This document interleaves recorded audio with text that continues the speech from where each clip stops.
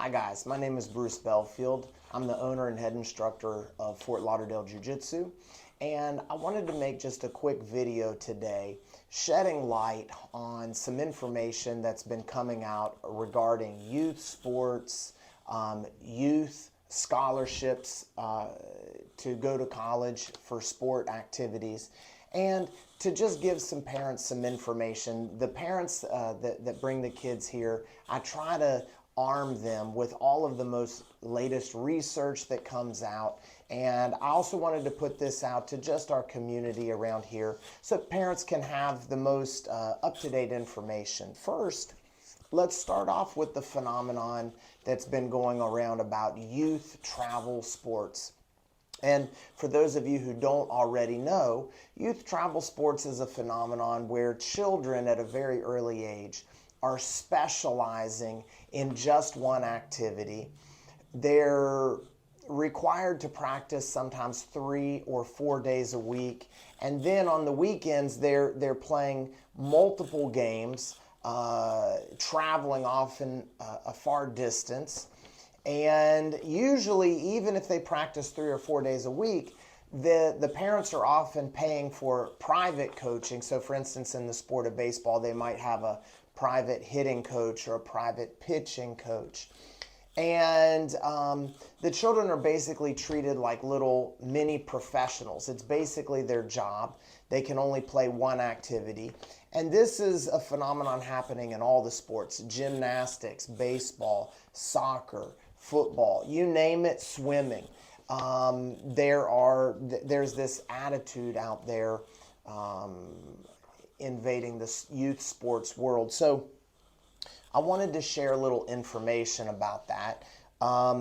The American Academy of Pediatrics just recently released a study where they showed the result of this is that 70% of children drop out of organized youth sports by the age of 13.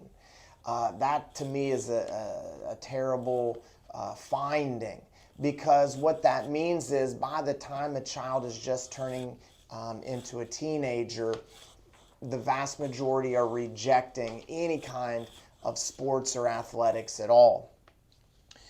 And the consequence of this youth travel situation, we have 7 different findings here. Number one, this is not good for family life. Oftentimes parents don't even get to see each other because of the demanding practice and travel schedule of the child.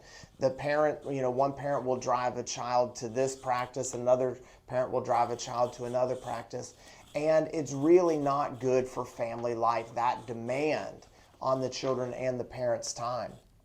Number two, this is not allowing children to try multiple activities. They are only specializing in one sport. Now recently, Tom Brady, the famous football player, has come out against travel sports. He said when he was a child, they never did this type of intense specialization so young. He said they played multiple activities, and he even mentions that he never played football himself until he was in high school. So starting children out at a very young age and specializing them is not the way that the vast majority of professional athletes did it when they were children. And we see that it's, causing 70% of the kids to quit by the time they're 13. Number three, the financial obligation of these travel sports does not pay off if parents are thinking in terms of investing towards a college scholarship. And we're going to talk about that in a minute, the statistics around that. Number four, only the best athletes are getting the focus here because of the intense specialization. If the children are just mediocre, they're going to sit the bench. And this is very different than when I played sports as a child. I played multiple sports as well, not just martial arts. In addition to martial arts, I played baseball, basketball, soccer. I did swimming. Nowadays, and back then, the coaches had this attitude of developing all the children. So all the children played and the goal was not just to win. Nowadays, it's absolutely different. So a lot of children are being neglected and pushed out unless your child is showing that star potential, okay? So number 5, children's creativity and spontaneity is being lost because since the child never has this unstructured downtime, they're going right from school to practice, then to homework, then to bed, and they're doing this every day. The creativity is being lost in children because when children have unstructured downtime, that's where their mental health, their creativity, their spontaneity is really developed. And with this intensity on youth sports, it's being lost. And again, this is the American Academy of Pediatrics saying this. This isn't just my opinion. Number 6, too much competition at an early age for these children, where they're taught winning is the only thing so early, is not allowing the children to develop a passion for the game. They're afraid to make mistakes. There's a lot of pressure. They're afraid to embarrass their parents, embarrass their coaches, embarrass themselves, and they never develop a love for the game. And we're going to talk here in a minute about how many adults even play any kind of activity when they become adults. So, in my opinion, this is my opinion, one of the things that makes life rich is having a passion. And I don't care what the passion is. It could be sports. It could be stamp collecting. It could be collecting baseball cards. But having something in life that you're passionate about. For me, I love martial arts and I love fishing. And outside of family life, I like developing those passions. And so many adults I talk to nowadays, they never found their passion in life and they always feel like there's something missing. So that's happening a lot nowadays with this travel sports, and I think it's a shame. And number 7, of course, the burnout factor. When you treat children like a mini adult, they're going to burn out. Statistically, 70% of them by the age of 13 don't want anything to do with sports anymore, okay? And we see some of the statistics coming out about childhood obesity, adult obesity, diabetes, and I just feel like the purpose of athletics is being a little bit lost. It's going a little bit crazy here. Now, let's switch over to what I call the hard facts about youth sports scholarships. Number 1, of the 30% of children who do stick with sports past the age of 13, only 1.3% of those high school athletes will receive any kind of a sports scholarship, full or partial.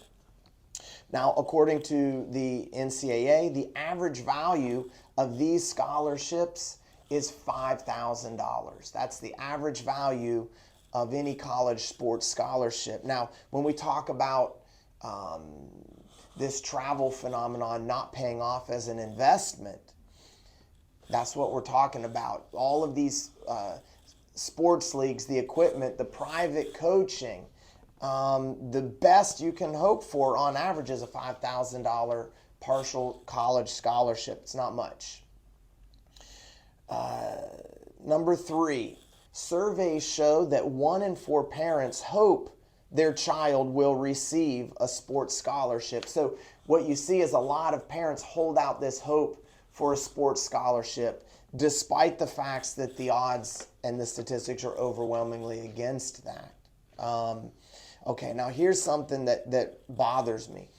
By adulthood, only 25% of adults participate in any physical activity on a regular basis, even though 75% of adults played some type of sport when they were younger.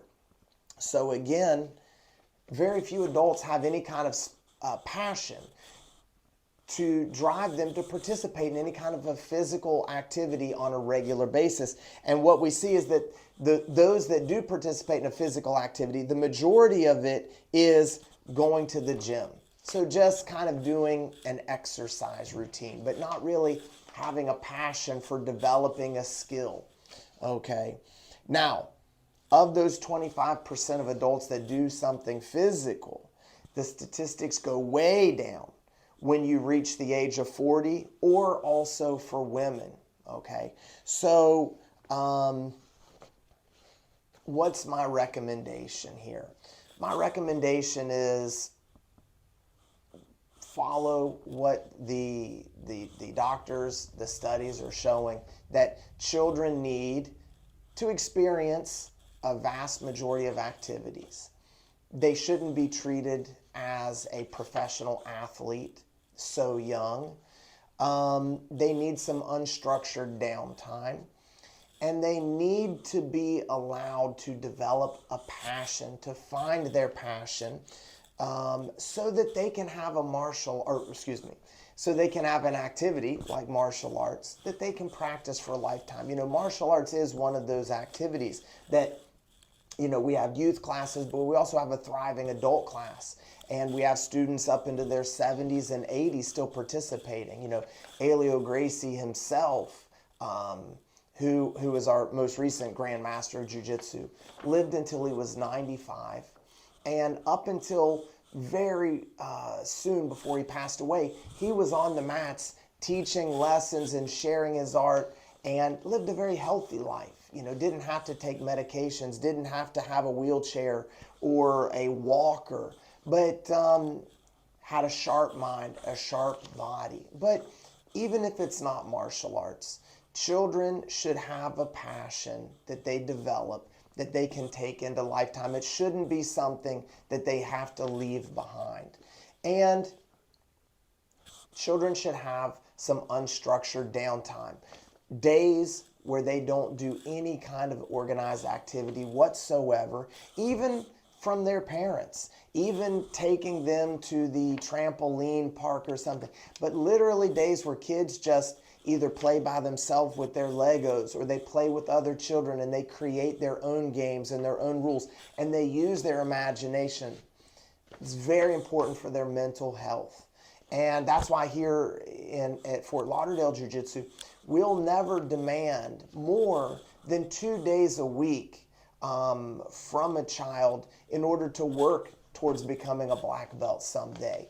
Because we just feel strongly that in order to develop healthy children, we shouldn't require any more than 2 days a week, so that they can maybe do other activities and have some time to be with family, work on their school homework, and have that unstructured downtime. So thank you guys for listening.